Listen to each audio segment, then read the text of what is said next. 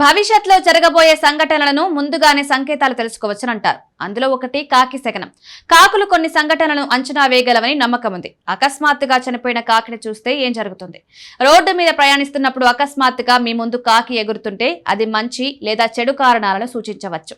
హిందూ మతంలో కాకిని పూర్వీకులుగా భావిస్తారు. అందువల్ల కాకులకు నైవేద్యం సమర్పిస్తారు.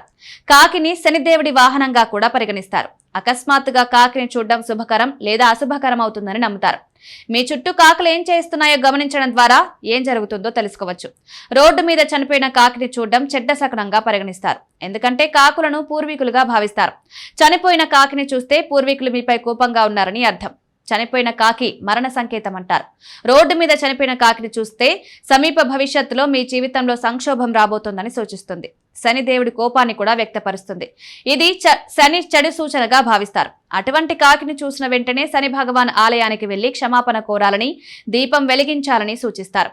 ఇది పూర్వీకుల కోపాన్ని కూడా చల్లార్చుతుందని నమ్ముతారు.